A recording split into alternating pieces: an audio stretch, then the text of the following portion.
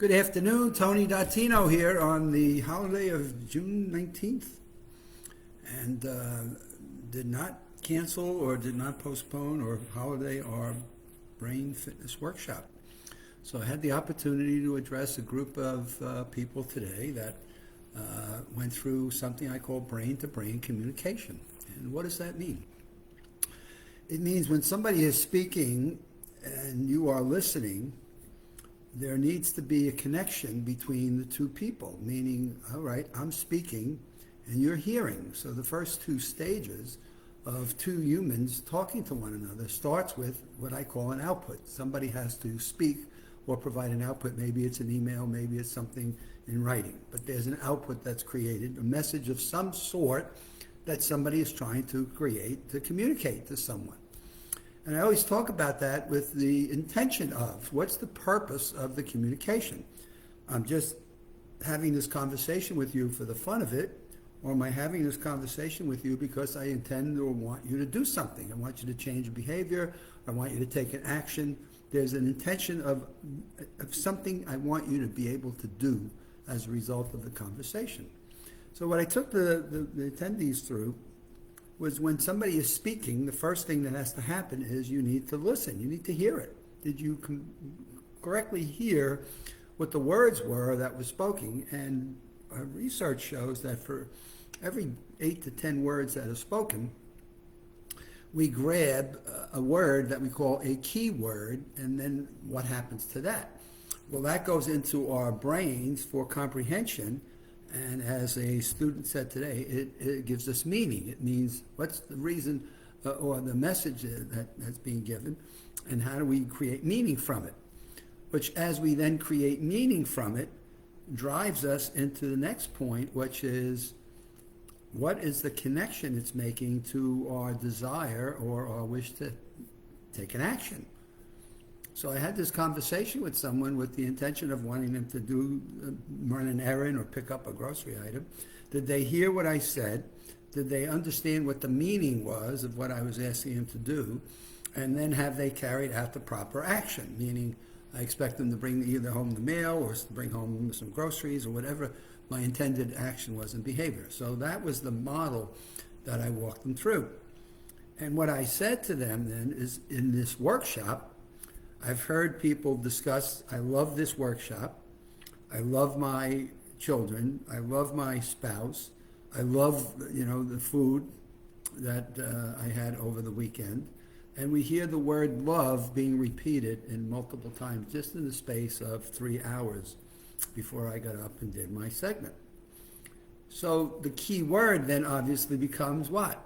Love, L-O-V-E. And so in the word love, I have them do a circle and then draw 6 spokes off the circle. It's like the wheel in the hub of a wheel. So just put the word love in the middle of that circle. And then what I gave them was 2 minutes to tell me what are immediate thoughts that go through your mind when you hear the word love. And I asked the question of how many people do you think we will have that match, meaning we're going to have our same meaning and same interpretation of the word love? And a couple of people were very astute. They realized it's very unlikely, which brought us to the workshop, which is, okay, well, why is it unlikely? And the answer was very simple. It's based on our own personal experience we've had in the use of the word love. Terrific. So what's the likelihood that 17 people in a room have had similar life experiences that would overlay and create the same meaning and the same interpretation of the word? So they were very quick to realize that. So then we went and we did the exercise. We said, okay, 2 minutes. What meaning, when you use the word love, are you putting to that word? And that was a couple of minutes, and I saw some people man, that was like quick. They had 6 thoughts down, and some people were struggling with, gee, what does the word love mean to me? And so some people were like quick, and other people really struggled. They were trying to make this a deeper exercise than it needed to be, but they were trying to get very deep into it in terms of their heart and their mind, in terms of the word love, which sometimes I do myself. So in any case, the first person said, well, I love my dogs, I love my grandchildren, I love my, and so they went and talked all the people they love. Somebody else said, well, it's being kind, it's being nurturing, it's being caring. So their interpretation of the word love is a lot different than dogs and grandkids and husband and spouse. It was more about, when I hear the word love, I think of someone who's nurturing. I think of someone who's kind. I think of someone who's going to be sympathetic. And so the word love had a whole different connotation to this other person. So I asked another person about, so tell me, what does love mean to you? And upon the reflection of it, they said that there's somebody in my life that I care about, and they care for me equally, meaning we each care for one another. Therefore, we are in love, right? We care for one another. So it's interesting. I care about a lot of people. Would I say I love them? Well, I don't know, but it was another interpretation. So it was just three people with all diverse thoughts. And what I then drew for them is the fact that our brain has infinite capacity to think, and it has infinite capacity to interpret experiences and put meanings to the key words that we use, which then explains at times is that you're in love with someone and you are nurturing and kind, and you're in love with someone and their interpretation is totally different. And therefore you may have what I'll call behavioral issues or mismatches in terms of actions or behaviors that are being taken because we have different interpretations of what the word is.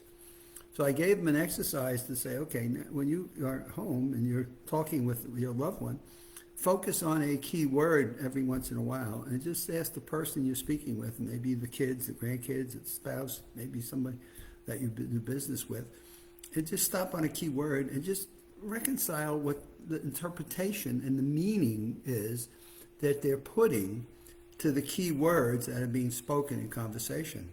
And I gave an example of the word spiritual, which opened up a whole different conversation of spiritual, and somebody jumped on that right away. And the word spiritual doesn't necessarily have to mean religion.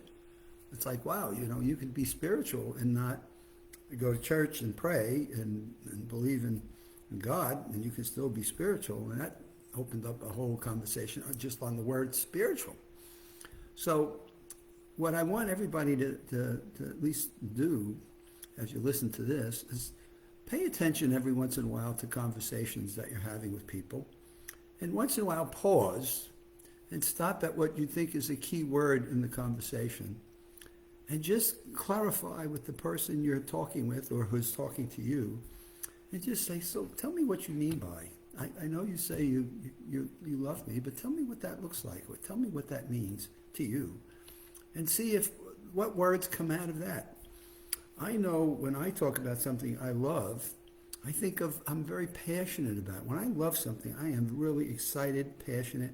So I love going out and teaching this brain fitness workshop. I just love it. I get energized, so energy comes about. I'm very passionate about it, and I want to do my best. So I care for the people, and I want to teach them some skills that they can then take and put into their lives, and it makes a difference.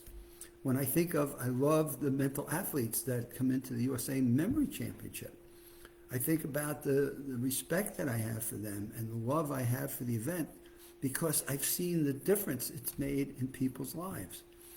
So each of us have our own definitions, and I just happened to pick the word love today because it was used so many times during our workshop that I just said, wow, they've been talking about the things they love throughout the morning, and I thought that would be a good word for me to pick. But the next workshop I do, I may just pick a different word and have them do what I call word associations.